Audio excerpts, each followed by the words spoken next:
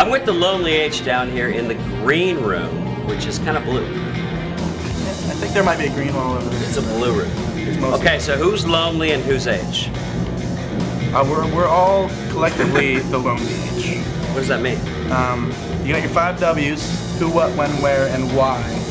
And then there's how, which kind of gets left out when you abbreviate it. So yeah, we're kind of representing for the Lonely H, how. It's a special one. Let's introduce the band and say what you guys play. Let's start with you. I'm Ben Eystone and I play drums. Johnny Whitman and I play the bass. I'm Eric Whitman and I play guitar and try to sing sometimes. I mean, he's still holding it down, he really is. I'm Mark Fredson and I do vocals and keyboards.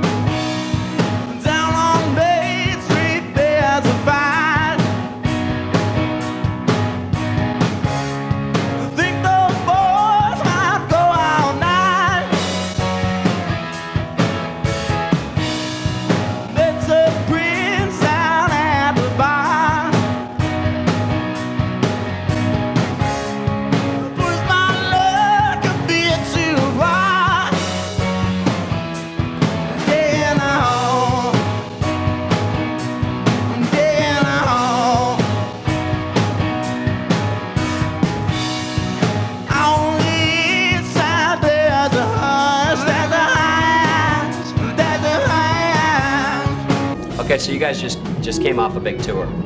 You were like 2 months on the road, right? Long tour, I don't know what big. How was that? What were the highlights of the tour? What was your highlight of the whole tour? Is it good or bad? Well, both actually. Anything I think you goes. don't mind. Yeah. Yeah, well, that happened on tour. Yeah. Let's talk about why your teeth are wired shut, man. I used to suplex people all the time back when I was a little kid.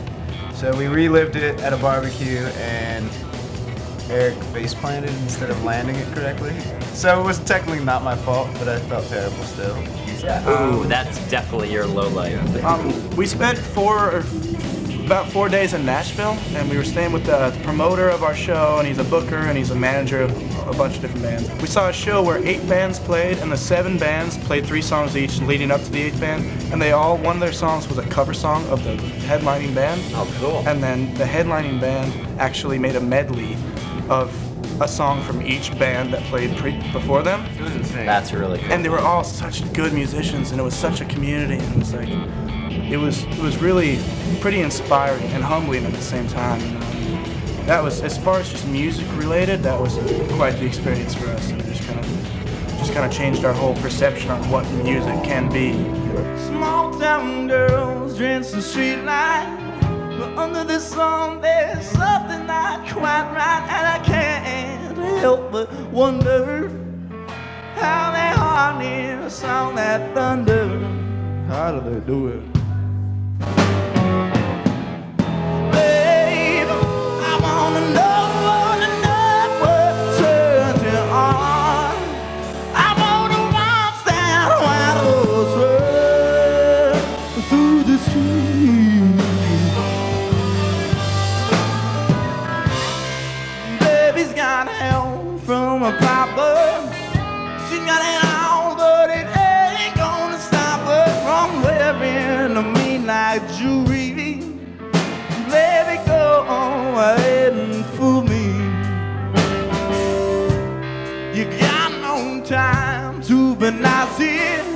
You got me on your big old disaster, 'cause there's always someone able to turn the field into a stable. Oh no. Babe, I wanna know what turns you on.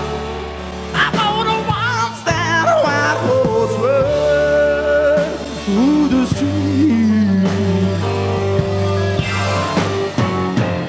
Lonely H are one of the hardest working bands in show business these days, endlessly touring. And they do make an infamous Coach It Girl long for the day when I'll be a cougar. It's a great record, great band, amazing sound. great live show, as your host John can attest to.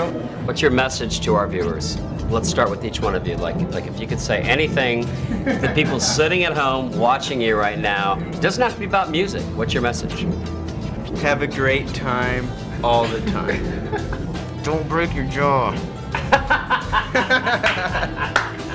If you haven't seen the country yet, go on a little road trip, you know, maybe down just to San Diego from Portland, or just drive around, because, you know, life when you're out there just cruising the highways, you know, you got a lot of time to think and self-reflect. So yeah, it's a good experience, and I highly recommend it. Give country music a chance.